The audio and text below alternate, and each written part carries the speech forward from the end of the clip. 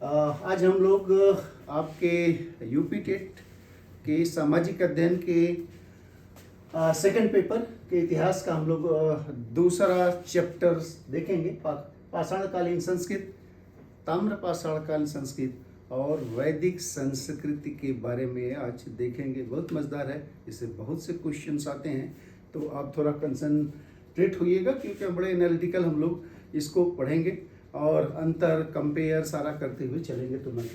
तो पहला हम लोग देखते थे पाषाणकाल संस्कृति, ऐसे अंग्रेज में स्टोन एज कल्चर भी कहते हैं। ठीक है, अब ये कौन सा था? एक तो ह्यूमन इवोल्यूशन हुआ। ह्यूमन इवोल्यूशन के बाद जब उनकी संस्कृति शुरू हुई तो पहला जो हम पढ़ते हैं पाषाणकाल संस्कृति है स्टोन एज कल्चर, और ये वो समय था भारतीय या मानव के इतिहास का वो पीरियड या वो काल था जब आदमी अपनी उत्तरजीविता के लिए पूर्ण रूप से पत्थरों के औजार और हथियार पे निर्भर था। उत्तरजीविता मतलब अपनी एग्जिस्टेंस के लिए उस पर निर्भर था। और अब देखें तो यहाँ पे दो चीज़ें लिखा है, बता देते हैं, अलग जरूरत नहीं है। औजार और हथियार। औजार जनरली कंस्ट्रक्टिव काम के लिए इस्तेमाल होता है, हथियार डिस्ट्रक्टिव काम के लिए। औजार जैसे हम किसी चीज़ को बनाने के लिए जो टूल्स बनाते हैं वो औजार है। जैसे आप छेनी हथौड़ी मान लीजिए, पिलास पेचकस मान लीजिए, ये हमारे टूल्स हुए। हथियार जो अपने सेल्फ डिफेंस है, किसी को मारने के लिए तलवार, भाले, बंदूक, ये सब हथियार में आ जाते हैं। तो ये दोनों में औजार और हथियार में जनरली अंतर है। तो ये वो काल था जब मनुष्य अपनी उत्तरजीविता के लिए पूरी तरह पत्थरों के औजारों और हथियारों पर निर्भर था। और ये पीरियड लगभग जो है 25 लाख से 30 लाख पूर्व शुरू हुआ। 25 लाख से 30 लाख पूर्व शुरू हुआ और नीचे आए तो लगभग एक 4000 BC या ईसा पूर्व तक इसका स्टोन एज का पीरियड माना जाता है।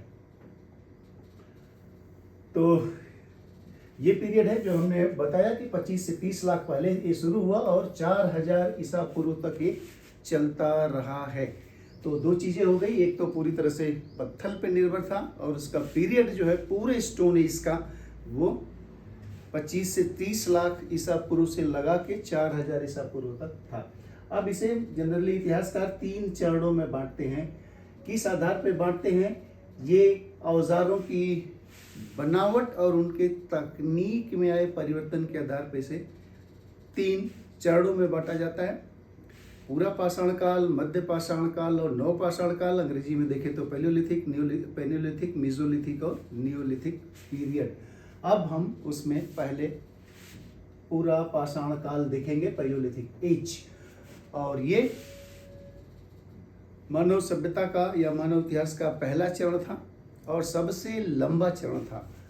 पहला और सबसे लंबा चरण, और ये लगभग 25 से 30 लाख पहले जो हम लोगों ने देखा था शुरू हुआ था और कब तक चला? 10,000 BC तक ये चला। तो ये इनका काल है जो पैलियोलिथिक पीरियड है, आपका पूरा पाषाण काल है जो सबसे पहला है और सबसे लंबा पीरियड है। कभी कभी ये सवाल पूछा हुआ है कि ये पैलियोलिथिक, मेसोलिथिक, लियोलिथिक में, या आप चाल्कोलिथिक काल, इसे ताम्र पाषाण काल कहते हैं, उसमें सबसे लंबा पीरियड कौन सा? तो पैलियोलिथिक पीरियड ही रहा है। अब इस दौरान का छोटे छोटे हमने हेडिंग्स में बना दिया है ताकि आपको उससे कोरिलेट करने में आसानी हो। तो जीवन शैली इनकी क्या थी? ठीक है, पैलियोलिथिक पीरियड की तो 2 बहुत महत्वपूर्ण चीज़ें इस समय थी कि उस जमाने में आदमी शिकार करता था और अपने खाद्य पदार्थों का संग्रह करता था, इसीलिए उसे हंटर्स एंड गैदरर्स कहते हैं, या शिकारी और खाद्य संग्राहक करते हैं। हंटर्स का मतलब शिकार करता था और संग्राहक का मतलब इकट्ठा करता था। फल फूल, रूट्स, कंदमूल, शकरकंदी, जो भी खाने की चीज़ें रूट्स होता वो इकट्ठा करके खाता था। तो शिकार करता था, दूसरे उन्हें संग्रह करता था। तो इसीलिए इसे कहते हैं हंटर्स एंड गैदरर्स, या शिकारी और खाद्य संग्राहक। दूसरा, पहला फीचर्स है। दूसरा ये नोमैडिक या खानाबदोश था। खानाबदोश का मतलब फूड, भोजन और पानी की तलाश में ये हमेशा टहलता रहता था। तो ये खानाबदोश लाइफ जीता था, सीडेंट्री नहीं था। सीडेंट्री का मतलब एक जगह टिक के नहीं रहता था, ये मूव करते रहते थे, थोड़े दिन यहाँ रहे, थोड़े दिन वहाँ रहे, थोड़े दिन, खानाबदोश थे। तो नोमैडिक लाइफ जीते थे। तो जीवन स्टाइल इनकी दो ही था, एक हंटर्स गैदरर्स थे, दूसरा नोमैडिक थे। ये दो चीजें आप हमेशा याद रखिए, ये पैलियोलिथिक पीरियड की। और इस काल की सबसे महत्वपूर्ण खोज है आग की खोज। आग की खोज पैलियोलिथिक पीरियड में हुई, ये हमेशा याद रखिए। ये पूछता है, सवाल बार बार पूछता है कि आग की खोज कब हुई। तो आग की खोज पैलियोलिथिक पीरियड में हुई है या पूरा पाषाण काल में हुई थी। और आग की खोज ने मानव के जीवन में कई परिवर्तन ले आए, क्योंकि आग से वो उस समय प्लिस्टोसीन पीरियड था जिसे हिम युग कहते हैं, ठंड बहुत थी, तो इससे वो अपने शरीर को गर्म रखते थे। आग से जंगली हिंसक पशुओं को डराते थे, दूर रखते थे। और लाइट तो प्रकाश मिलता रहा होगा रात को उससे, लाइट से। और भी महत्वपूर्ण काम था कि जो कच्चे मांस खाते थे उसे अब भून के खाना, पका के खाना शुरू किया। तो ये आग ने इनके जीवन में ये परिवर्तन लाया। अब देखते हैं औजार, टूल्स क्या थे। तो उस समय कोई टेक्निक नहीं थी उनके में, तो उस समय के जो टूल्स औजार थे पत्थर ही था। तो बहुत बड़े इनके टूल्स थे और बेडौल थे जिनका कोई आकार प्रकार नहीं था और खुरदरे पत्थरों के बने हुए होते थे। नॉर्मल तौर पे जो पत्थर इस्तेमाल करते थे क्वार्टजाइट हुआ करता था और इसीलिए इनको क्वार्टजाइट मैन भी कहा जाता है। ये कहीं कहीं पूछा हुआ कि पैलियोलिथिक पीरियड में जो टूल्स बनते थे वो प्रायः किस पत्थरों के बने हुए हैं, तो वो क्वार्टजाइट पत्थरों के बने हुए थे और उन्हें क्वार्टजाइट मैन भी इसीलिए इन्हें कहा जाता है। पैलियोलिथिक पीरियड्स के लोगों को आवास रहते कहाँ थे? ये केव्स में रहते थे, जो पहाड़ों में गुफाएं थी उसमें रहते थे। और एक था रॉक शेल्टर्स। रॉक शेल्टर्स का मतलब जो चट्टान थोड़ा आगे की तरफ निकल आती है पोर्टिको की तरह, अंदर थोड़ा जगह बन जाता था, ऐसी जगहों में रहते थे। तो गुफाओं में रहते थे, रॉक शेल्टर्स में रहते होंगे, कहीं कहीं गर्मियों में पेड़ पे भी रहते रहे होंगे। तो ये इनका शरण स्थल या आश्रय स्थल था। अब तो जनरली चीज़ें ये पैलियोलिथिक पीरियड में इतने ही इम्पोर्टेंट चीज़ें हैं। पहला कि वो हंटर्स एंड गैदरर्स था, नोमैडिक था। आग इस समय की बड़ी महत्वपूर्ण खोज थी, गुफाओं में रहता था और सबसे लंबा और पहला पीरियड यही था। भारत में इसके कई साइट्स मिले हैं। तो देखिए साइट्स कौन कौन से बड़े इंपॉर्टेंट है। पहला है भीमबेटका, ये बहुत ही इंपॉर्टेंट साइट्स है। ये भीमबेटका हमेशा इसे याद रखिए, हमेशा याद होनी चाहिए कि इससे बार बार सवाल आते हैं। भीमबेटका जो है ये आज की तिथि में, ये आज के समय में ये मध्य प्रदेश में है। भोपाल के लगभग 45-50 किलोमीटर दूर एक रायसेन डिस्ट्रिक्ट है, उसमें एक रातापानी अभयारण्य है या सेंचुरी है, रातापानी सेंचुरी, उसके अंदर है ये। तो इसमें रॉक पेंटिंग है, उसमें गुफा में दीवालों में तमाम पेंटिंग, शिकारी चित्र वगैरह इन्होंने उस समय के आदमियों ने पैलियोलिथिक मेसोलिथिक के समय में उन्होंने पेंट किया हुआ है। और इसकी खोज लगभग 1958 के आसपास हुई थी वीएस वाकड़कर के द्वारा। और 2003 के आसपास इसे यूनेस्को ने वर्ल्ड हेरिटेज साइट भी घोषित किया है इस भीमबेटका को। तो इसमें रॉक पेंटिंग है, मध्य प्रदेश में है और एक पैलियोलिथिक पीरियड या पूरा पाषाण काल से संबंधित है। तो ये हमेशा याद रखिए, है ना। 90% क्वेश्चन अगर पैलियोलिथिक से साइट के बारे में पूछता है तो भीमबेटका से ही पूछता है। दूसरा है हुल्सगी, ये कर्नाटक में है। तीसरा है कर्नूल, आंध्र प्रदेश में। मिर्जापुर आपके यहाँ उत्तर प्रदेश में। तो ये कुछ साइट्स हैं जो पैलियोलिथिक पीरियड्स को बिलोंग करती हैं या वहाँ से संबंधित है। आगे हम लोग देखते हैं मध्य पाषाण काल या मेसोलिथिक एज। इसमें दो महत्वपूर्ण चीज़ें ही हैं और वही पूछता है, लेकिन थोड़ा सा हम इसे समझने की कोशिश करते हैं। इसमें ये काल कब से था, ये वो 10,000 में ख़त्म हुआ था, तो 10,000 से 8,000। कहीं कहीं आपको काल में डिफरेंसेस अलग अलग पुस्तकों में अलग अलग आएंगे, लेकिन जो भी हम लोगों का बेस होता है वो एनसीईआरटी होता है। तो एनसीईआरटी में जो तिथियाँ लिखी हुई है हम उसी को मानते हैं। तो ये 10,000 से 8,000 बीसी तक का ये पीरियड था। 10,000 से 8,000 बीसी तक एक पीरियड माना जाता है मेसोलिथिक पीरियड का। और इस समय इनके टूल जो हमने उस समय देखा था बहुत बड़े बेडौल और खुरदरे पत्थरों के बने रहते थे, लेकिन इस समय उनके हथियार थोड़े छोटे हो गए और धारदार हो गए, तो उन्हें कहा गया माइक्रोलिथ। क्या कहा गया? माइक्रोलिथ। तो ये माइक्रोलिथ भी आप भीमबेटका की तरह हमेशा याद रखिए, क्योंकि ये पूछता है कि माइक्रोलिथ किस समय हथियार ये माइक्रोलिथ टाइप पाया जाता था, पैलोलिथिक, मेसोलिथिक, नियोलिथिक, चाल्कोलिथिक या और भी जो चीज़ें हैं ब्रॉन्ज एज में, तो ये मेसोलिथिक का है। हथियार थोड़ा छोटे हो गए और धारदार हो गए, जिन्हें माइक्रोलिथ कहा गया। तो ये चीज़ें आपको याद होनी चाहिए। दूसरा, इस समय जलवायु परिवर्तन शुरू हुआ। प्लीस्टोसीन पीरियड होलोसीन पीरियड में बदल गया। छोड़ दीजिए प्लीस्टोसीन होलोसीन पीरियड क्या है, ये मान लीजिए कि जो हिमयुग था वो खत्म होके अब वह क्लाइमेट जो है धीरे धीरे गर्म होने लगी और आर्द्र मतलब नमी वाली होने लगी। तो क्लाइमेट गर्म होने लगी, जलवायु थोड़ी सी नम या आर्द्र होने लगी, मॉइस्चर्स आ गया, तो तमाम घास के मैदान ग्रो कर गए। और घास के मैदान ग्रो कर गए तो उसमें घास को खाने वाले छोटे छोटे जीव जंतु भी पैदा हो गए। और इस समय मनुष्य ने पहली बार डोमेस्टिकेशन या जानवरों को पालना शुरू किया। तो डोमेस्टिकेशन यहाँ शुरू हुआ। दो चीज़ें इंपॉर्टेंट, एक तो माइक्रोलिथ, दूसरा पशुपालन, डोमेस्टिकेशन शुरू हुआ। और पहला जानवर था जिसे आदमी ने टेम किया या डोमेस्टिकेट किया या पाला, वो था डॉग या कुत्ता। तो ये चीज़ें आपको पूछता है। पशुपालन की शुरुआत भी इसी दौरान हुई, ठीक है, ये पशुपालन की शुरुआत हुई। और क्यों हुई? क्योंकि हिमयुग जो है धीरे धीरे गर्म युग की तरफ बढ़ने लगा, घास के मैदान हुए, जानवर पैदा हुए। और ये कुत्ते को पहला जानवर था जिसे आदमी ने टेम किया। एक कुत्ता नहीं पाला, उसके अलावा भी और जानवर इसने पाले, भेड़ पाले, बकरी पाले, गाय भी पाले होंगे। तो डोमेस्टिकेशन शुरू हुआ, पशुपालन इसने शुरू किया। अब आगे देखते हैं और क्या परिवर्तन हुआ। हालांकि इस दौरान भी आदमी जो है वो हंटर्स और गैदरर्स ही था, लेकिन एक पशुपालन शुरू कर दिया। और दूसरा सबसे बड़ा इस समय का थोड़ा सा परिवर्तन था कि अब बड़े बड़े जानवरों को मारने की बजाय उसने मछली मारने और छोटे पशु पक्षियों के शिकार करने पर उसने ध्यान लगाया। पैलोलिथिक पीरियड में ग्रुप में शिकार करते थे, बहुत बड़े बड़े पशुओं को मारते थे। वो बड़े बड़े पशुओं को मारने का मतलब एक मार लिया तो उनके पूरे कुनबे का खाना हो जाता रहा होगा। तो इस समय वो छोटे छोटे जानवरों को मारने और मछली पकड़ने, लिखा हुआ मछली पकड़ने और छोटे जानवरों को शिकार पर अधिक ध्यान देने लगा। लेकिन था ये हंटर्स और गैदरर ही। अब इस जमाने का मुख्य साइट क्या है, तो दो ही चीज़ याद रखिएगा मेसोलिथिक में, एक माइक्रोलिथ, दूसरा एक पशुपालन शुरू हुआ। यहाँ पे महत्वपूर्ण स्थल जो यहाँ का है वो है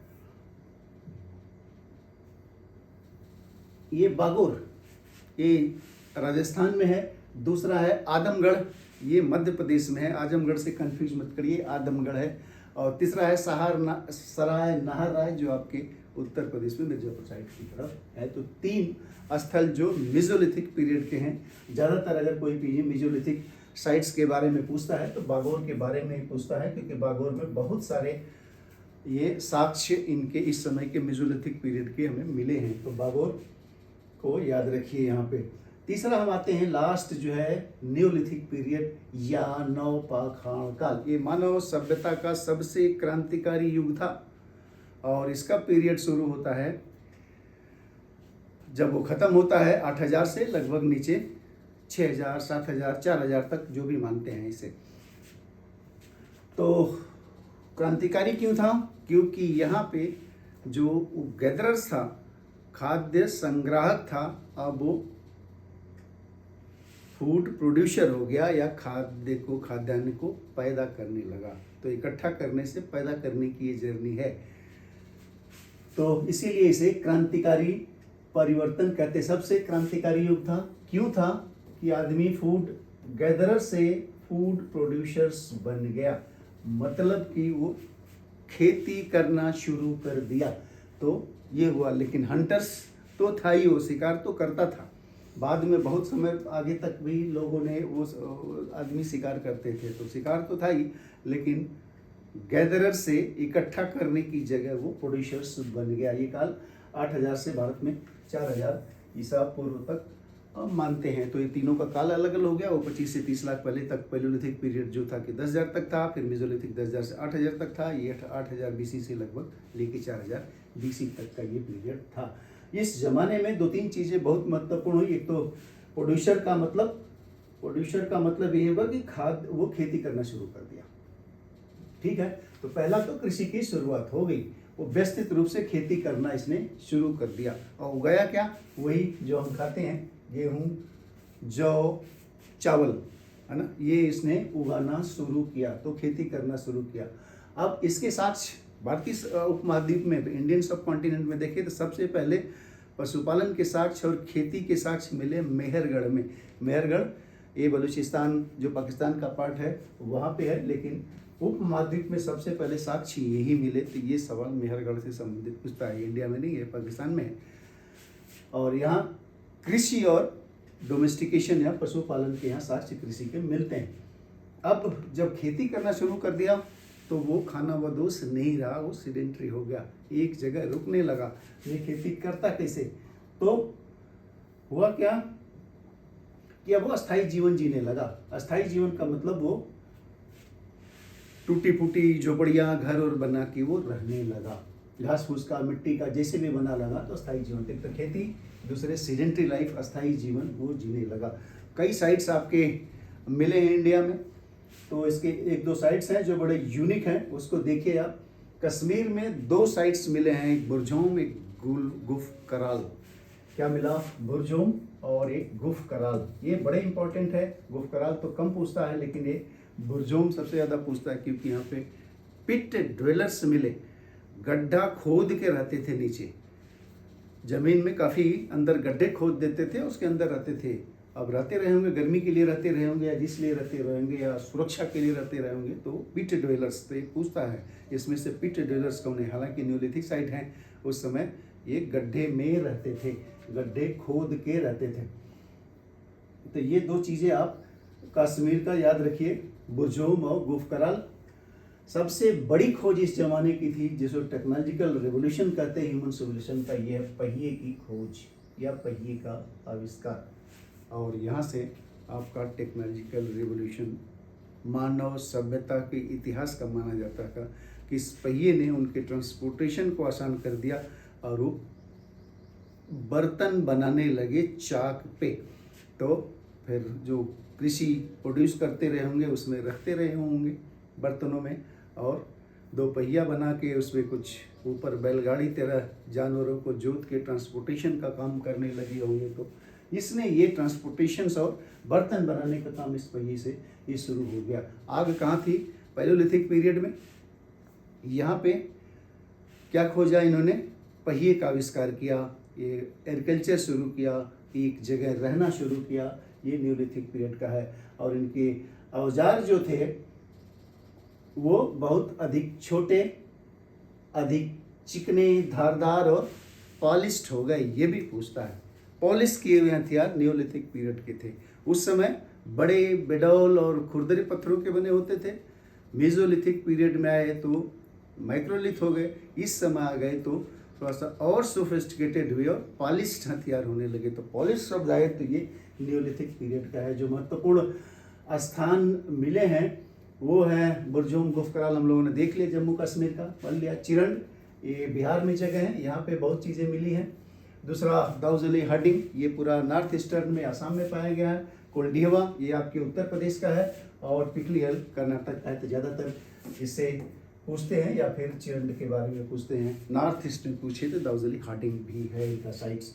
तो ये इनके बारे में हो गया पैलियोलिथिक, मेसोलिथिक, न्यूलिथिक। सारी चीज़ें आप समझ गए। एक तो पीरियड का फर्क है, उधर 25 लाख या 30 लाख से लगा के पूरा जो पाषाण काल है वो 4000 BC तक है, उसको 3 पार्ट में बांटते हैं। तो 25 लाख ईसा पूर्व से लगा के वो 10 लाख ईसा पूर्व तक है। उसके बाद मेसोलिथिक है 10 लाख से 8000 BC तक है, और ये न्यूलिथिक आपका 8000 से 4000 BC तक जो टाइम है, वहाँ फूड एंड गैदरर्स थे। मेसोलिथिक पीरियड में भी फूड एंड गैदरर्स थे, न्यूलिथिक में फूड प्रोड्यूसर्स हो गए। आपके मेसोलिथिक पीरियड में माइक्रोलिथ है और डोमेस्टिकेशन है। यहाँ क्या है, ये आग वहाँ खोजा पैलियोलिथिक पीरियड में, यहाँ पे व्हील की खोज हुई, सीडेंट्री लाइफ, रुक के रहने लगे। ये सब इसमें आपके परिवर्तन देखने को मिलता है। तो तीनों में कंपैरेटिव आप करोगे तो आप बहुत बढ़िया सवाल इससे लगा पाओगे। तो मुझे उम्मीद है कि आपने इसे समझा होगा अच्छे से। अब देखते हैं कि ताम्रपाषाणकालीन संस्कृति क्या थी। ताम्रपाषाणकालीन, इसे अंग्रेजी में चाल्कोलिथिक, चाकोलिथिक भी कहते हैं, चाल्कोलिथिक भी उसे बोलते हैं। इसमें क्या था कि वो पीरियड था जब आदमियों ने धातु का इस्तेमाल शुरू किया। अभी तक तो हम लोगों ने पत्थरों का देखा, तो पत्थरों, ऐसा नहीं पत्थर धातु मिला के कोई चीज़ बना दी, पत्थर का भी हथियार इस्तेमाल करते थे और धातु का भी इस्तेमाल करते थे। और पहली धातु जो मनुष्य ने खोजी थी वो था कॉपर या तांबा। ये सवाल पूछता है तो आपको याद होना चाहिए, पहली धातु जो खोजी वो लोहा नहीं थी बल्कि वो कॉपर थी। वह समय था जब मनुष्य पत्थर के औजार के साथ साथ धातुओं का भी, तांबे का इस्तेमाल इसने शुरू किया। और इसका समय अलग अलग है, 4000 से कहीं 3000 BC है, कहीं ये 2000 BC तक लिखा है, कहीं 1500 BC तक भी लिखा हुआ। तो ये पीरियड मायने नहीं रखता, लेकिन 4000 के बाद पैलियोलिथिक, आपके नियोलिथिक के बाद एक चाल्कोलिथिक पीरियड शुरू होता है। तो क्रम भी याद रखिएगा, पाषाण काल, फिर ताम्र पाषाण काल, इसके बाद ब्रॉन्ज एज शुरू होता है जिसमें इंडस वैली सिविलाइजेशन आपकी आती है। तो फिर ये तांबे की खोज, कॉपर सबसे पहला, जैसे हमने बताया कि कॉपर सबसे पहले वो धातु थी जिसे आदमियों ने इस्तेमाल करना शुरू किया, तो ये कॉपर ही थी। तो ये होना चाहिए, एक चीज़ ये हो जाएगा। बाकी जीवन शैली और खेती, ये संस्कृतियाँ जनरली ग्रामीण थी, ग्रामीण संस्कृतियाँ थी, अर्बन थी नहीं। अर्बन सबसे पहले आपके इतिहास में अगर देखा जाता तो वो इंडस वैली सिविलाइजेशन, सिंधु घाटी की सभ्यता है। जो नगरीय सभ्यता थी ये उसके पहले की है, ये ग्रामीण संस्कृतियाँ थी। मुख्य व्यवसाय क्या था? वही पुराना खेती और पशुपालन, खेती और पशुपालन इनका मुख्य व्यवसाय था। और इस समय चूंकि व्हील की खोजी जा चुकी थी, पॉटरी बनाते थे, तो ब्लैक एंड रेड वेयर ये बनाते थे, काले और लाल बर्तन बनाया करते थे, रंगते थे उसे। तो ये इनकी कुछ चीज़ें हैं, ज़्यादा है नहीं इसमें, कुछ ऐसा पूछता नहीं है। कुछ साइट्स के बारे में आपको इससे पूछता है, तो साइट्स क्या हैं? एक तो बनास संस्कृत है राजस्थान में, ये पूछता है। कायथा संस्कृत मध्य प्रदेश में है, मालवा संस्कृत मध्य प्रदेश में है, ये दोनों कायथा और मालवा मध्य प्रदेश की है। जारवे संस्कृत महाराष्ट्र की है, और इसमें दायमाबाद है, और ये इनाम गांव सबसे महत्वपूर्ण है। आपके एनसीईआरटी से बुक्स में इनाम गांव का विवरण दिया हुआ। तो इनाम गांव जो है ये जारवे कल्चर है, जारवे कल्चर बिलोंग करता है आपकी चाल्कोलिथिक पीरियड है, ताम्र पाषाण काल। जितनी साइट्स है, बनास हो, कायथा हो, मालवा हो, जारवे कल्चर हो, ये चाल्कोलिथिक पीरियड का को बिलोंग करते हैं। ज़्यादातर इनाम गांव से संबंधित पूछता है। तो आप याद ये रखिए, इस समय कोई स्पेशलिटी इसकी नहीं है, बस ये है कि पहला इन्होंने धातु कॉपर इस्तेमाल किया, तो हथियारों के साथ पत्थर का इस्तेमाल करते थे, और ये तांबे का भी इस्तेमाल इन्होंने शुरू किया। तो ये चाल्कोलिथिक पीरियड हो गया जो आपकी चीज़ों में दिया हुआ। अब इसके बाद फिर वैदिक संस्कृति। सबसे बड़ा आश्चर्य है कि आपके जो सिलेबस है उसमें सिंधु घाटी सभ्यता का कहीं नाम ही नहीं है। बाद में हम लोग उसके बारे में थोड़ा सा पढ़ेंगे, हो सकता है सवाल पूछ दे। तो वैदिक संस्कृत ये थोड़ा सा गलत लिख गया है ना, तो ये है वैदिक। हमारी टीम ने थोड़ा सा एडिटिंग करते समय कर दिया होगा, चलिए उन्हें क्षमा करिए। तो ये वैदिक कल्चर है या वैदिक संस्कृति है। अब वैदिक संस्कृति में, जिसे नाम से वैदिक संस्कृति का मतलब, ये वो काल है जब वेदों की रचना हुई, तो उसे वैदिक संस्कृत कहते हैं। और ये वैदिक संस्कृत जुड़ी है आर्यों से, तो वह कालखंड है इसमें वेदों की रचना हुई। और ये सभ्यता हालांकि इंडस वैली सिविलाइजेशन के बाद है। इंडस वैली सिविलाइजेशन में सिंधु घाटी सभ्यता वो नगरीय सभ्यता थी, लेकिन इनकी ये सभ्यता जो है ग्रामीण सभ्यता थी। तो ये हमेशा ध्यान रखिए कि ऐसा नहीं इनके पहले नगर शुरू हुआ तो ये भी था। पहले इंडस वैली सिविलाइजेशन है वो नगरीय सभ्यता, उसके बाद सेकंड अर्बनाइजेशन आपका 600 BC के आसपास शुरू हुआ, जब महाजनपद काल शुरू होता है। बीच की जो वैदिक काल की संस्कृति है ये ग्रामीण संस्कृति है, तो ग्रामीण संस्कृति है। और सिंधु घाटी सभ्यता के बाद अस्तित्व में है, जैसा कि मैंने आपको बता दिया। अब इसका जो पीरियड है वैदिक संस्कृत का वो 1500 ईसा पूर्व से लेके 600 ईसा पूर्व के बीच है। इसे इतिहास का 2 भागों में बांट देते हैं, आधार और यही वैदिक संस्कृति आज की जो हमारी संस्कृति है या धर्म है या समाज है उसका आधार है। उसी पे हमारी संस्कृति आज की निर्भर है या बेस्ड है। ये जो वैदिक काल की है इसको 2 भागों में बांटते हैं। पहला है ऋग्वैदिक काल या पूर्व वैदिक काल और दूसरा है लेटर वैदिक काल। तो ज़्यादातर इसे जो बांटा गया उसे कहते हैं वो ऋग्वैदिक काल, लेटर वैदिक काल। ऋग्वैदिक काल को पूर्व वैदिक काल भी कहते हैं। तो चलिए इसको बांटने की कोशिश करते हैं, पढ़ने की कोशिश करते हैं। तो 2 है ऋग्वैदिक या पूर्व वैदिक काल। जैसे हमने वैदिक काल के बारे में बताया कि 1500 से लेके 600 बीसी तक था और उसके 2 टुकड़े कर देते हैं तो 1500 से 1000 बीसी तक ऋग्वेद का काल है और 6000 बीसी से 1000 बीसी से 6000 बीसी तक उत्तर वैदिक काल, लेटर वैदिक काल का पीरियड है। तो इसका काल हमेशा याद रखिए, ये 1500 से 1000 बीसी ऋग्वेद का काल है जब ऋग्वेद की रचना हुई थी। भौगोलिक स्थिति क्या है? ये सप्त सैंधव प्रदेश में थे। सप्त सैंधव मतलब 7 नदियों का प्रदेश। 7 नदियां कौन सी थी? एक तो सिंधु नदी थी, अजय इंडस बोलते हैं आज, सिंधु नदी, सरस्वती नदी और पंजाब की 5 नदियां। कौन सी हैं पंजाब की 5 नदियां? झेलम, चेनाब, रावी, ब्यास और सतलज।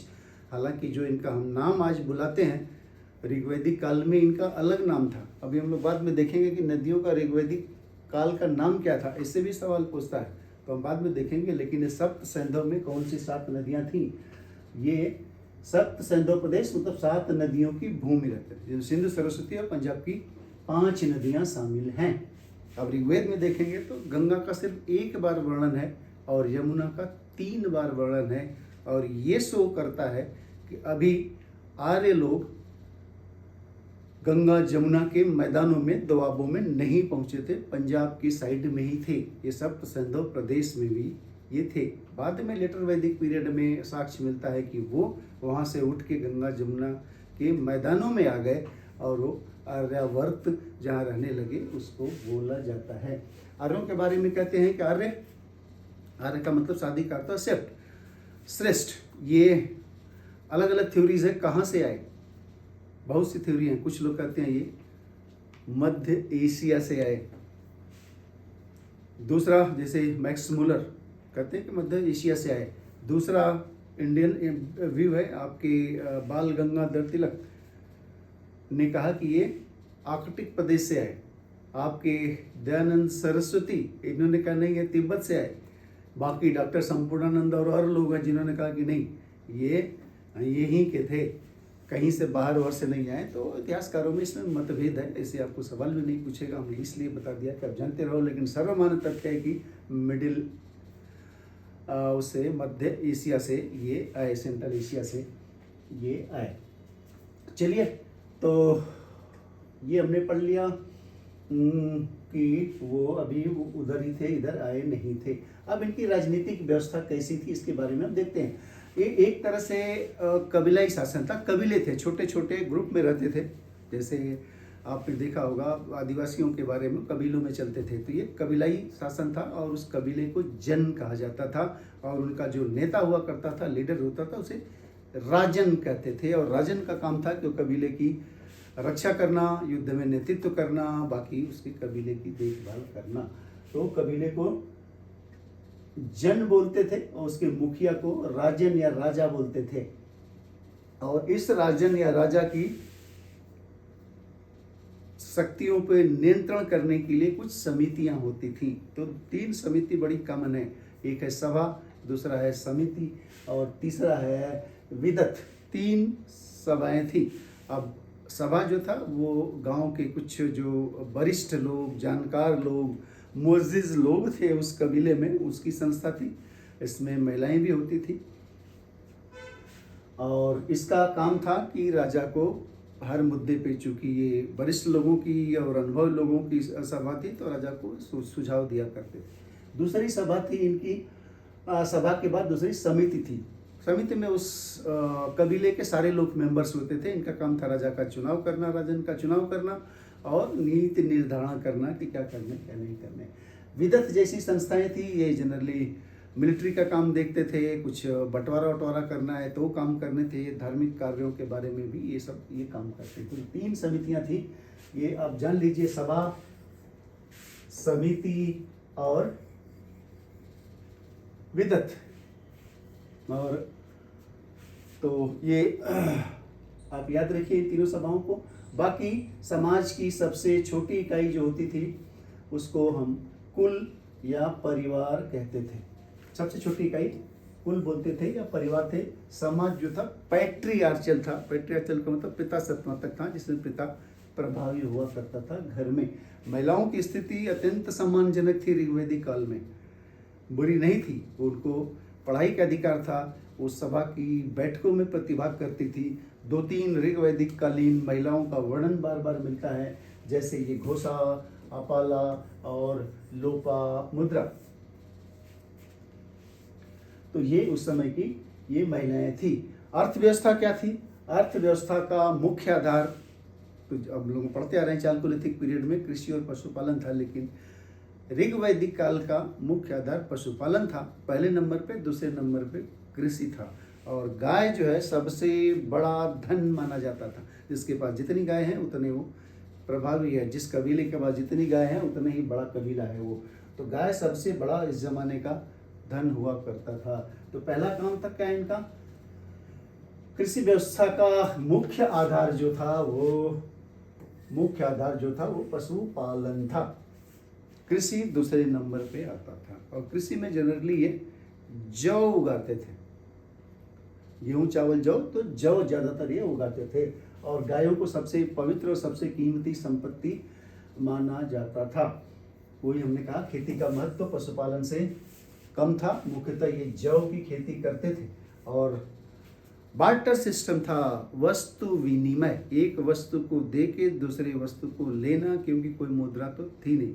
हाँ, कहीं कहीं उल्लेख मिलता है, एक निष्क नाम आता है, वो पुरुषों और महिलाओं के सोने के आभूषण थे। कभी कभी उसे दे के भी कोई चीज लिया करता था। सबके पास होते नहीं रहे होंगे निष्क, तो वो भी है, लेकिन वो कोई मुद्रा नहीं थी। सिस्टम इनका बार्टर था, वस्तु विनिमय था, एक चीज को दे के दूसरी चीज को लेना। अब इनका धार्मिक जीवन क्या था? ये प्रकृति की शक्तियों की पूजा करते थे। उस समय मूर्ति पूजा, मंदिर का कोई उल्लेख नहीं मिलता। तो जो प्राकृतिक शक्तियां हैं उनकी ये पूजा किया करते थे। तो ये सबसे बड़ी चीज है, ये प्रकृति की शक्तियों की पूजा करते थे। और जो सबसे महत्वपूर्ण इनके देवता थे ऋग्वेद काल के, वो थे इंद्र, जिसे कहा जाता है उसमें पुरंदर। पुरंदर का मतलब किले को तोड़ने वाला। तो ये सवाल बार बार पूछता है, पुरंदर, ये इंद्र को कहते थे। इंद्र सबसे प्रभावी देवता है, क्योंकि ऋग्वेद में 250 सूक्त इसके बारे में लिखा हुआ है, इंद्र के बारे में। तो पुरंदर यानी किलों को तोड़ने वाला कहा जाता है। और दूसरे अन्य भी देवता देखा तो अग्नि देवता रहे हैं और वरुण देवता रहे हैं। ठीक है, तो इंद्र, अग्नि और वरुण प्रभावी देवता थे। सबसे महत्वपूर्ण देवता इंद्र थे।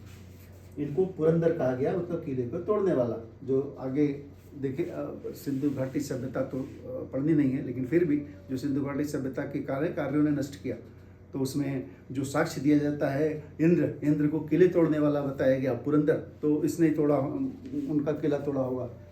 ये सब इतिहासकारों की बात है, उनका एक्सप्लेनेशन है। लेकिन आप जानते रहिए, इंद्र को पुरंदर या किलों को तोड़ने वाला कहते हैं। मूर्ति पूजा के प्रमाण नहीं मिलते, मेनली ये प्रार्थनाएं या यज्ञ किया करते थे। अब कुछ महत्वपूर्ण शब्द इसमें इस्तेमाल किए थे, जैसे अघन्या। अघन्या का मतलब होता है, ये गाय के लिए प्रयोग किया था कि ऐसा है जिसकी हत्या नहीं किया सकती, वध नहीं किया सकता। गविष्ठी, गायों के लिए जो युद्ध होता था उसे गविष्ठी शब्द प्रयोग करते थे। वेद का मतलब होता है नॉलेज। वेदा मीन्स नॉलेज। ये चीजें आपको जाननी चाहिए। उपनिषद का मतलब होता है, आगे पढ़ेंगे तो, उपनिषद का मतलब गुरु के चरणों के पास बैठना, गुरु के पास बैठना शाब्दिक अर्थ है इसका। वेद का मतलब नॉलेज। वेदों को मानव जाति का प्रथम पुस्तकालय भी कहा जाता है। अभी ऐसा कोई सवाल पूछता है तो इसका मतलब वेद है। मानव जाति का पुस्तकालय किस ग्रंथ को कहा जाता है? तो ऋग्वेद। अब ऋग्वेद के बारे में थोड़ा सा जान लेते हैं। चूंकि ऋग्वैदिक काल है तो ऋग्वेद को 10 मंडलों में विभाजित किया जाता है और 10 मंडलों में से तीसरा से 7वां मंडल वो सबसे प्राचीन है, जिसे ऋषि मंडल भी बोलते हैं, और पहला और 10वां मंडल बाद का है। जो आपका गायत्री मंत्र है वो ऋग्वेद के तीसरे मंडल में लिखा हुआ है और उसके रचनाकार विश्वामित्र ऋषि माने जाते हैं, और वो सन देवता को के बारे में उनकी प्रशंसा है। सन देवता उनको जो लिखा गया सावित्री, सावित्री का मतलब सन देवता, लिखा किसने? विश्वामित्र ने। है कहाँ? ऋग्वेद के तीसरे मंडल में। तो इससे सवाल पूछता है तो आप इसे जानिए।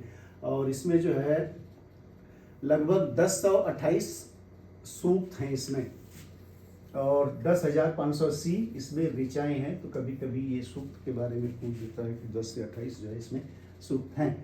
बता दिया। 10वें मंडल में एक पुरुष सूक्त है।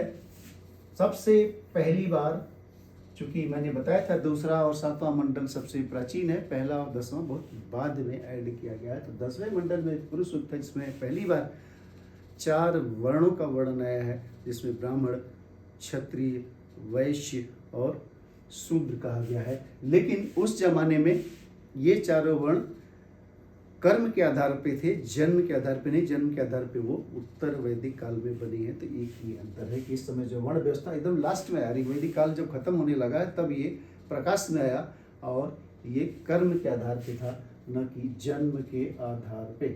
अब वही मैंने बताया था कि ऋग्वैदिक कालीन नदियों के नाम क्या है। तो आप इसको देखोगे तो झेलम का नाम ऋग्वेद में वितस्ता लिखा हुआ, इससे सवाल आता है। तो आप थोड़ा सा आपको याद होना चाहिए, इसे वितस्ता इसे कहा जाता है झेलम को। चेनाब को अस्किनी कहते हैं, रावी को पुरुषड़ी कहते हैं, आपके सतलज को शत्रुद्धि और व्यास को विपाशा नाम दिया गया है। और सदा नीरा को लिखा नहीं है, तो इसे आप मान लीजिए ये गंडक है ना, गंडक नदी है, उसे सदा नीरा बोलते हैं। तो ये इसके नाम है। थोड़ा सा आप इसे पढ़ लीजिएगा, समझ लीजिएगा, अपने हिसाब से बैठा लीजिएगा, कभी कभी सवाल इससे पूछता है। एक इसमें आर्यों की सबसे पवित्र नदी पूछे तो उसको सरस्वती है, जिसे नदीतिमा या देवीतमा कहा गया है। तो यहाँ से भी सवाल बनता है, इसे भी आदर्श उनकी आज सरस्वती है नहीं, गायब हो गई है, लेकिन उस जमाने में सबसे पवित्र और प्रभावी नदी थी नदीतिमा या देवीतिमा उसे कहा जाता था। इसमें एक 10 राज युद्ध का भी वर्णन मिलता है, वो शायद हम लोगों से ये है। 7वें मंडल में 10 राज युद्ध का वर्णन है। ये भी सवाल इसे पूछता है, 10 राज युद्ध ये ऋग्वेद काल में है। 10 राज युद्ध हालांकि बता देता हूँ, थोड़ा सा उतनी जरूरत है नहीं आपको। 10 राज युद्ध हुआ था ऋग्वेद काल में। वो एक तरफ भरत क्लान था, ट्राइबल थे सारे, तो भरत ट्राइब्स थी, और दूसरी तरफ 10 ट्राइबल्स का यूनियन था, जिसमें 5 आर्यन थे, 5 अनार्यन थे। हुआ क्यों था? क्योंकि भरत क्लान के राजा थे सुदास, उनके पुरोहित थे विश्वामित्र। तो उन्होंने विश्वामित्र को हटा के वशिष्ठ को अपना पुरोहित बना लिया। विश्वामित्र नाराज हुए और उन्होंने एक संघ बनाया, फिर उनसे युद्ध हुआ। तो 10 जो ये संघ था, इसका लीडर थे पुरु। इनका लेटर पुरु ने किया और उसका तो राजा सुदास ने किया था। और ये युद्ध हुआ कहाँ था, इससे भी सवाल पूछा था। ये हुआ था पुरुषड़ी नदी के किनारे, मतलब रावी नदी के किनारे हुआ था। ठीक है, तो इसमें जो है सुदास भरत कबीला विजयी रहा। भरत कबीला उस समय बहुत प्रभावी हो गया, और उसी भरत कबीले के नाम पे ही आज हमारे देश का नाम भारत माना जाता है। कुछ लोग मानते हैं कि दुष्यंत के बेटे, शकुंतला के बेटे भरत के नाम पे पड़ा हुआ, लेकिन एनसीईआरटी में जो मेंशन्ड है, जो लिखा हुआ है, जो माना जाता है, इसे ट्राइबल भरत के नाम में हमारे देश का नाम भारत पड़ा है। तो ये 10 राज युद्ध के बारे में वर्णन जो है, उसके बारे में थोड़ा सा हमने आपको बता दिया। अब हम आते हैं उत्तर वैदिक काल में। ये 1000 BC से 6000 BC तक होता है, और ऋग्वेद की रचना उस समय हुई थी। बाकी 3 वेद जो बचते हैं, यजुर्वेद, सामवेद, अथर्ववेद, उसके बाद बचते हैं आरण्यक, उसके बाद बचते हैं ब्राह्मण ग्रंथ, और उपनिषदों की रचना इस पीरियड में हुई है। क्या क्या हुई है? 3 तो वेद हो गए, सामवेद, यजुर्वेद, अथर्ववेद, इसके बाद ब्राह्मण ग्रंथ है, आरण्यक है और उपनिषदों की रचना इस समय हुई थी। अब ये थोड़ा सा इनके बारे में बाद में देखेंगे, पहले हम इनके राजनीतिक परिवर्तन वगैरह के बारे में पढ़ लेते हैं। अब परिवर्तन क्या हुआ, उस समय छोटे छोटे कबीले जिनको जन कहते थे, उनके राजन थे, 3 समितियां थी उन पर नियंत्रण करने के लिए। अब यहाँ पे जन बढ़ते बढ़ते बढ़ते बढ़ते जन से जनपद बन गए और वहाँ का राजा जो है प्रभावी हो गया। तो उन्हें पहले उसके ऊपर नियंत्रण करने वाले समितियां थी, उनको निष्प्रभावी किया। विदत खत्म हो गई, सभा समिति का कोई मतलब नहीं रह गया। राजा जो प्रभावी हो गया वो कुछ यज्ञ वगैरह कर लिया, अश्वमेध और राजसूय यज्ञ का वर्णन मिलता। राजा कर करके छोटे मोटे कबीलों को अपने में मिला के जीत के बहुत बड़े बड़े ये जनपद बन गए इनका। अब वही चीज़ें जो लोकप्रिय संस्थाएं थी, ऋग्वैदिक काल की सभा समिति, उसका प्रभाव कम हो गया, विदत तो खत्म ही हो गई। सामाजिक संरचना में 4 वर्ण प्रभावी हो गए, ब्राह्मण, क्षत्रिय, वैश्य और शूद्र में विभाजित हो गया। अब वर्ण जो है कर्म पे आधार पे, वहाँ पे कर्म पे था, वो भी लास्ट में था, यहाँ जन्म के आधार पे हो गया। अब आश्रम व्यवस्था भी यहाँ पे आ गई। आश्रम व्यवस्था का मतलब जीवन के 4 चरणों में विभाजित करने वाली व्यवस्था। ये ब्रह्मचर्य, गृहस्थ, वानप्रस्थ और संन्यास का विकास इसी समय हुआ। गोत्र की अवधारणा भी इसी समय आ गई। ठीक है, तो ये सारा परिवर्तन ऋग्वैदिक काल से इधर हुआ। अब देखें आर्थिक जीवन में क्या हुआ, वहाँ पे पशुपालन पहले पे था, यहाँ कृषि पहले पे हो गया, पशुपालन हुआ, गौड़ हो गया, दूसरे नंबर पे हो गया। तो ये है, लोहे का प्रयोग बहुत ज़्यादा इस समय होने लगा, जिसे कृष्ण एस, कृष्ण मतलब काला होता, कृष्ण एस इसे कहा जाता, जिससे खेती थोड़ा इनकी आसान हो गई।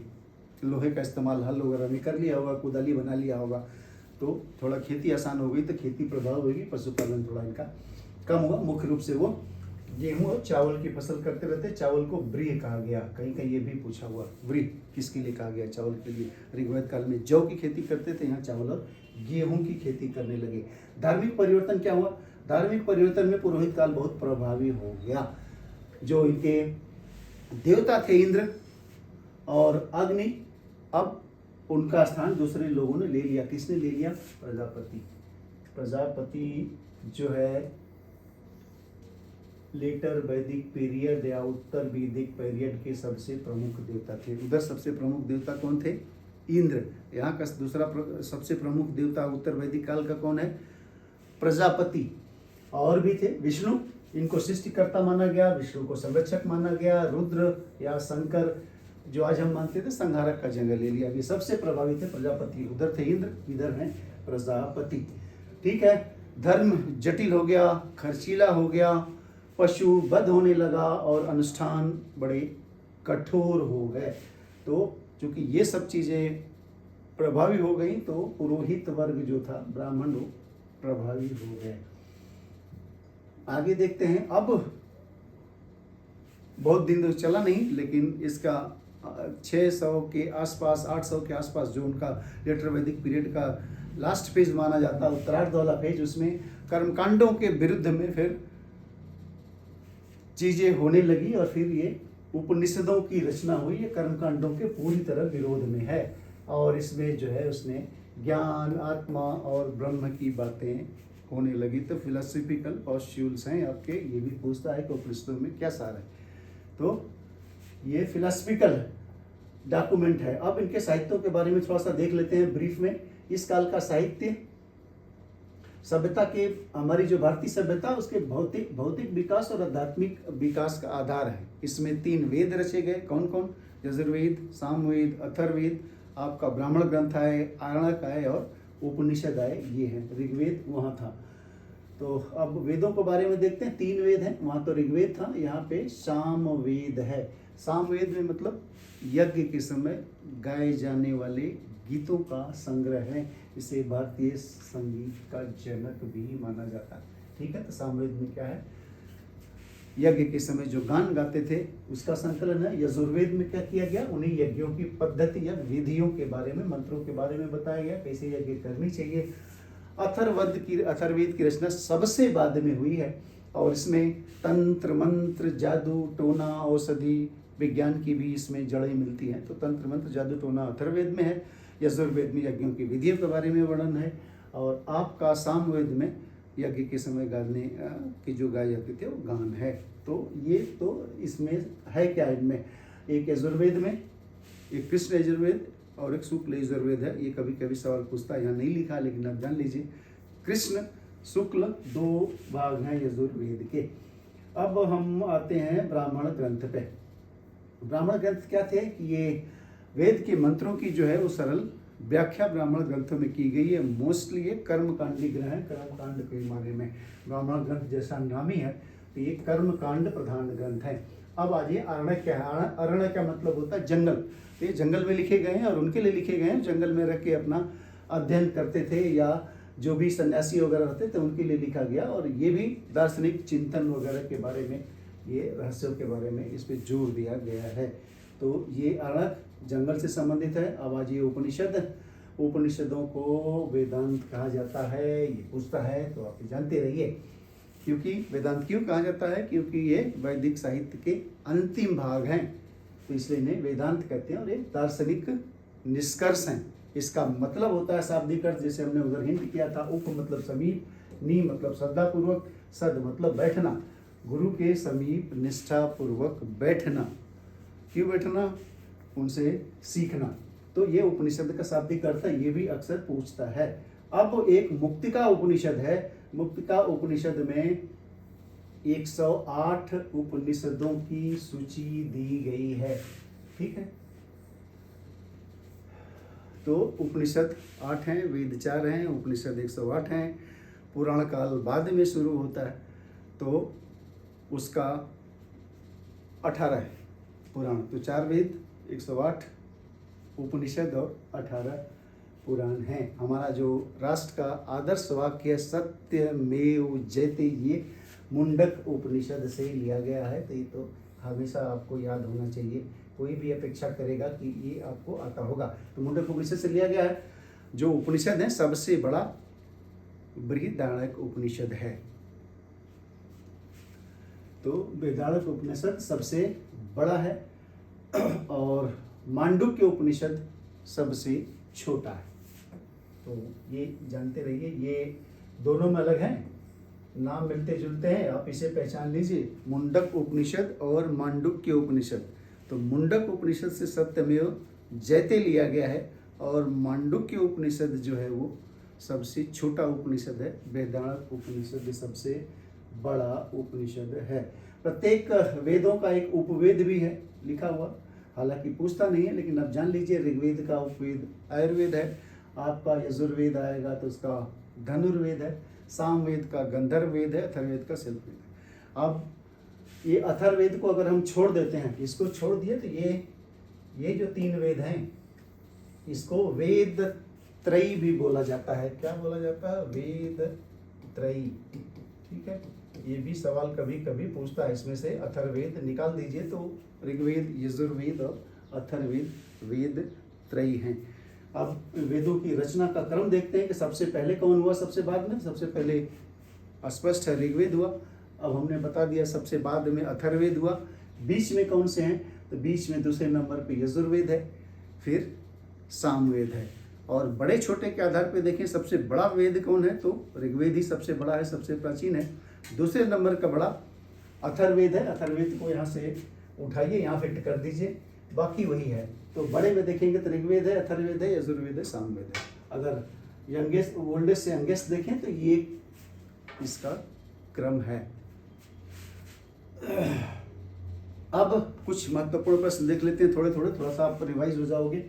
उम्मीद है आपको अच्छा लगा होगा। तो मानो आग का आविष्कार कहाँ हुआ था, हम लोगों ने स्पष्ट रूप से देखा था कि ये पूरा पाषाण काल में ही आग का उसमें खोज लिया गया था।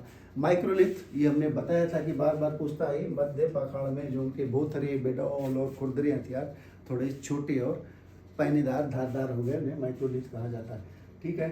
अब तीसरा देखिए, नव पाषाण काल, नहीं तीसरा कहाँ गया सवाल हम लोगों का, ये भारतीय उपमहाद्वीप में कृषि और पशुपालन के सबसे प्राचीन साक्ष्य नव पहाड़ी कहाँ मिलते हैं। ये हमने बताया था कि ये आपका मेहरगढ़ है, कि जो ये मेहरगढ़ जो पाकिस्तान में है, यहाँ से सबसे पहले कृषि और पशुपालन के साक्ष्य मिले हैं। मानव ने पहिए का आविष्कार कब किया था, ये हम लोगों ने पढ़ लिया कि ये नियोलिथिक पीरियड में ये ये हुआ पिट ड्वेलिंग, जैसे हमने बताया था कश्मीर के 2 साइट है, बुरझोम एंड गुफकराल, तो वही है यहाँ पे बुरझोम ही दिया होगा, उम्मीद यही थी, ये बुरझोम है आपका। वो कौन सा स्थान है जहाँ से एक ही कब्र से 3 मानव कंकाल एक साथ निकले हैं, ये हमने उधर नहीं बताया, लेकिन आप ये जान लीजिए चूँकि ये यूपी से रिलेटेड है। तो एक जगह प्रतापगढ़ के आसपास है दमदमा जी, दमदमा जगह है ये, जहाँ टोटल 41-42 नर कंकाल मिले हैं और एक कब्र में 3 मिले। तो वही पूछा हुआ एक ही कब्र से 3 मानव कंकाल एक साथ निकले, हुआ किसी वजह से साथी मर गए हों, एक ही जगह एक ही कब्र में उन्हें डाल के दफना दिया। तो ये दमदमा है इसका उत्तर। और भारत की किस पाषाणकालीन स्थल को आदिम संस्कृत का महासंग्रहालय कहा जाता है, ये भी हमने उधर चर्चा नहीं की थी, आप इसे जान लो। इसे ये इसका उत्तर है बागोर राजस्थान है ना, ये बागोर राजस्थान में था, ये आपकी मेसोलिथिक साइट है। तो यहाँ बहुत ज़्यादा साक्ष्य आपको मिले हैं, इसलिए इसे आदिम संस्कृत का संग्रहालय भी कहा जाता है। तो ये है बागोर। अब देखते हैं ताम्रपाषाण काल में बच्चों के शव को कलश में रखकर घरों के फर्श के नीचे दफनाने की प्रथा भारत के किस क्षेत्र में प्रचलित थी, ये भी हम लोगों ने उधर डिस्कस नहीं किया, हालांकि पूछता नहीं है। ये है इसका उत्तर, आप जान लीजिए, जारवे क्षेत्र है जिसमें हमने इनाम गांव कहा था। तो इनाम गांव जो जारवे कल्चर का है वो भी चालकुलिथिक कल्चर का, तो ये इसका उत्तर है। किस ताम्रपाषाण स्तर से कताई बुनाई के उपयोग में की जाने वाली टेराकोटा की तकली, टेराकोटा तो मिट्टी की तकली मिली है, हालांकि ये इसका उत्तर भी इनाम गांव है, लेकिन कुछ नवादा टोली में भी ये पाए गए हैं। तो इनका उत्तर चूंकि ये थोड़ा सा इसे बदल देना चाहिए था, लेकिन है तो ये दोनों इसके उत्तर हो सकते हैं। तो यहाँ पे ये मिला है। और कायथा संस्कृत की खोज का श्रेय किस पुरातत्वविद को लिए जाता है, तो कायथा संस्कृत की खोज वीएस वाकड़कर थी, इन्होंने ही आपके भीमबेटका की भी खोज की थी 1958 में, जिसे 2003 में यूनेस्को ने वर्ल्ड हेरिटेज साइट घोषित किया। तो ये चीज़ें हैं। अब आगे देखते हैं सबसे प्राचीन वेद कौन सा है जिसमें 1028 सूक्तों का संग्रह है। तो हम लोगों ने पहले देख लिया था कि ऋग्वेदी है। अब सूर्य देवता सविता को समर्पित गायत्री मंत्र किस मंडल में मिलता है, ये हमने आपको बताया था कि तीसरे मंडल में मिलता है। तो और इसकी रचना की है विश्वामित्र ने, ये भी हम लोगों ने डिस्कस कर लिया। ऋग्वेद का वह कौन सा भाग है जिसमें पुरुष सूक्त शामिल है, जिसमें पहली बार 4 वर्णों का वर्णन मिलता है, तो ये 10वें मंडल का आपका वो पुरुष सूक्त है, ये 10वें मंडल इसका उत्तर है। ऋग्वेद में किस नदी को नदीतिमा या नदियों में सर्वश्रेष्ठ कहकर पुकारा गया है, तो सबसे ऋग्वेद में सबसे महत्वपूर्ण नदी सरस्वती थी, तो सरस्वती को बोला गया। सत्यमेव जयते कहाँ से लिया गया, मुंडक उपनिषद से लिया गया है ना। मुंडकोपनिषद मतलब मुंडक उपनिषद, हमेशा ये जब भी आएगा ये मंडूक्य भी आएगा, तो अंतर डिफरेंस करना सीख जाओ, मुंडक उपनिषद या मंडूक्य उपनिषद। तो मुंडक उपनिषद। वैदिक काल में राजा को सलाह देने वाली 2 प्रमुख संस्थाएं कौन सी थी, तो सभा समिति और विदत थी, तो सभा समिति है, तो ये यही इसका उत्तर होगा। और 17वां वैदिक काल में दशराज युद्ध किस नदी के तट पर लड़ा गया, तो 10 राजाओं में था। मैंने उस समय बताया था कि ये रावी नदी, जिसको ऋग्वेद में परशुड़ी कहा जाता है, उसके तट होता है रितस्ता। झेलम का नाम था अस्किनी, चेनाब का नाम था शत्रुद्री, सतलज का नाम था ब्यास को बिपाशा कहते थे उस जमाने में, तो ये उनका नाम है। आगे देखते हैं ऋग्वेद में किस देवता को पुरंदर या किले के तोड़ने वाले का कहा गया था, बार बार हम लोगों ने इसको चर्चा करी। इसे इंद्र को कहा जाता है, कंफ्यूज मत होइए, ये इंद्र है पुरंदर किले को तोड़ने वाला। यम और नचिकेता संवाद किस उपनिषद में लिखा हुआ, उस समय हमने डिस्कस नहीं किया था, लेकिन ये जान लीजिए यम नचिकेता संवाद जो है ये कठ उपनिषद में है, जिसे मिला दे तो कठोपनिषद कहते हैं। तो कठोपनिषद में इनका वर्णन है। असतो मां सद्गमय तमसो मां ज्योतिर्गमय। अक्सर आप संस्कृत में इस प्रवास में पढ़ते हैं, कहाँ से लिया गया है, तो ये सबसे बड़े उपनिषद जिसको बृहदारण्यक उपनिषद कहते हैं, यहाँ से लिया गया। स्तोमा सद्गमय तमसो मां ज्योतिर्गमय।